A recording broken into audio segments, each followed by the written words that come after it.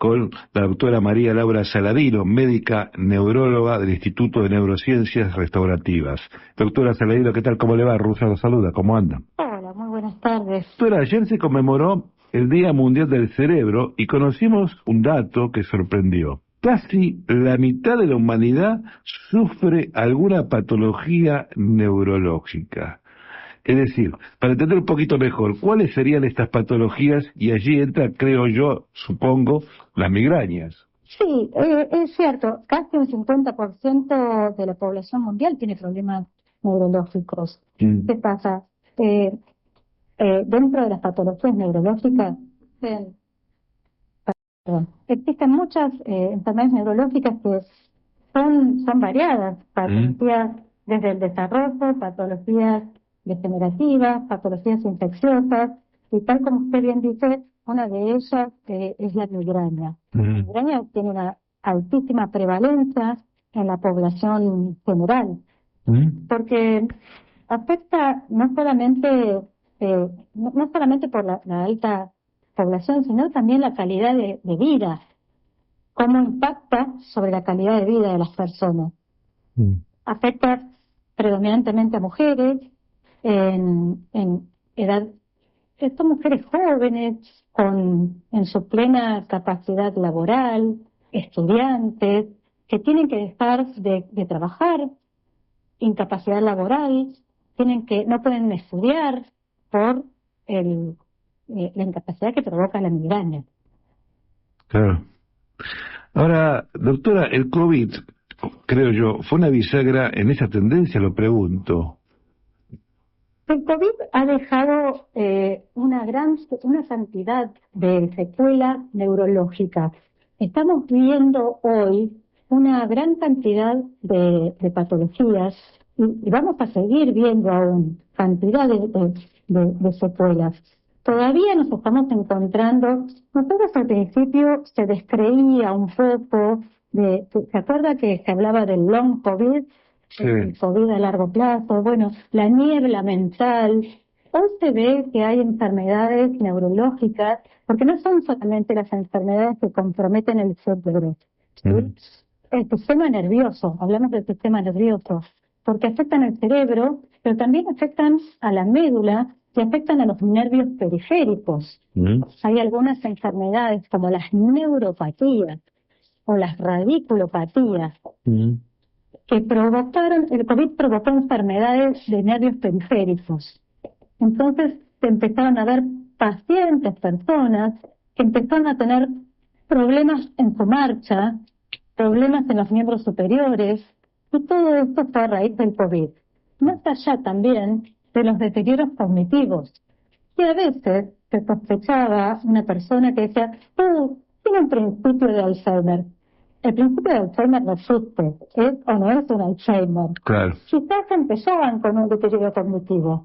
¿Y qué pasó? El COVID lo que hizo fue acelerar ese deterioro cognitivo, o lo instaló. Entonces, a partir del COVID hubo un antes y un después, claramente. Y hoy Ahora, también... Sí, te escucho. Termine. No, y entonces hoy estamos viendo quizás esas patologías que hubo un par de años que no las pudimos estudiar, quizá hoy están declaradas. Ahora, me dijo las consecuencias del COVID. ¿Y las consecuencias de las vacunas del COVID? Bueno, eso aún todavía lo vamos a ir viendo. Hay muchos pacientes que post vacunación, usted sabe que no solamente con el COVID, hay pacientes que presentan reacciones post vacunas a múltiples vacunas. Gracias a Dios, las reacciones post vacunales son mínimas porque nos previenen de otras patologías que podrían llegar a ser mortales. Tenemos múltiples enfermedades que pudieron erradicarse por las vacunas. Lamentablemente hubo que aprobar en fases aceleradas la vacunación del COVID porque hubo millones de muertes. Sí. Gente que no tuvo la posibilidad de vacunarse, que no llegó a vacunarse. Tuvimos cantidades de pérdidas. Y bueno, hubo que acelerar la aprobación de las vacunas. Pero por eso no vamos a saber todavía algunos de los efectos indeseados de esas vacunas. Pero claramente salvó muchas vidas. Ahora, doctora, muchos médicos sugieren hacer chequeos periódicos como análisis de sangre, estudios del sistema digestivo. Pocos dicen, vamos a hacer un análisis sobre el cerebro. O sea, pregunto, ¿hay estudios que nos pueden prevenir sobre enfermedades como ACV, Alzheimer, Parkinson, etcétera, etcétera? Qué buena pregunta. La realidad es que la salud del cerebro hay que cuidarla como la salud de todos nuestros otros órganos. Claro. ¿Por qué cuidamos nuestros pulmones? ¿Por qué cuidamos el corazón? ¿Por qué cuidamos los riñones? Sí, hay que prevenir la salud del cerebro, también hay que cuidar. ¿Y cómo? Bueno, justamente hacemos un chequeo del cerebro cuidando nuestra presión arterial, cuidando los niveles de azúcar, teniendo buenos hábitos saludables.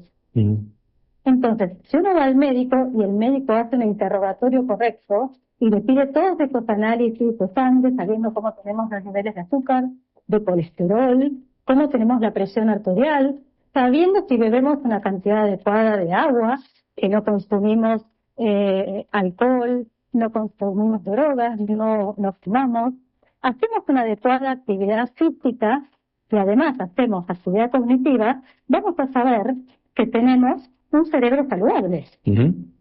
Además, si hacemos las preguntas de rigor, porque esto no hace falta que lo haga un neurólogo, ¿no? Sí. Pero si sabemos que la persona está orientada y no tiene fallas cognitivas, no hace falta hacer estudios complementarios.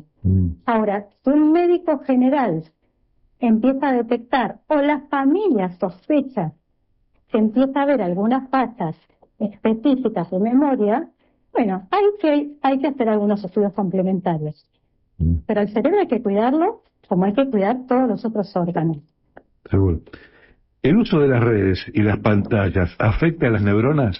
El estímulo tiene que ser un estímulo adecuado, no tiene que ser excesivo. ¿Qué quiere decir esto?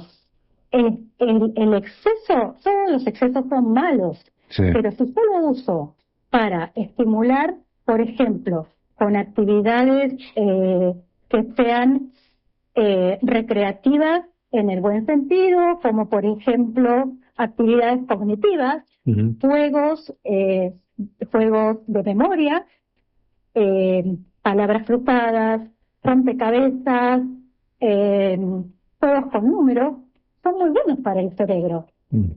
Ahora, si estoy muchas horas frente a una pantalla con juegos que tengan violencia, con juegos que sean adictivos, eso va a ser malo para nuestra salud cerebral. Pero uno siempre intenta que la tecnología esté también incorporada dentro de los hábitos de la estimulación cognitiva. Ahora, lo que pasa es que se crea una conexión, por ejemplo, el celular, la pantalla del celular es movimiento, luz, sonido, se conecta con el prefrontal que es movimiento, luz, sonido, y a veces crea adicción. Exacto, por eso siempre uno tiene que tener en cuenta esto de evitar la adicción, ¿no? Ponerse límites, ponerse tiempos. Cuando uno se va a la cama, se lleva el celular. Sí.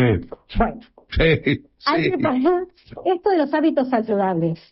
En el higiene del sueño hay que respetar a la hora de ir a la cama el celular, hay que dejarlo fuera de la habitación, pues, porque ahí se genera esto de lo adictivo. El celular genera la adicción. Enseguida vuelvo a tomar es un ratito, son 5 minutos. No, esos 5 minutos no existen. A la hora del sueño se apaga la luz y uno tiene que generar el hábito del sueño y se entrena. Por eso uno recomienda siempre entrenarlo el sueño. Claro. A la hora de dormir el celular es malo. Como es mala la televisión, todo lo que usted me está diciendo, los estímulos lumínicos, sonoros, son malos. Para algunas cosas la tecnología es fantástica y la necesitamos y de hecho se considera muy útil. Pero en otros sentidos nosotros la desaconsejamos.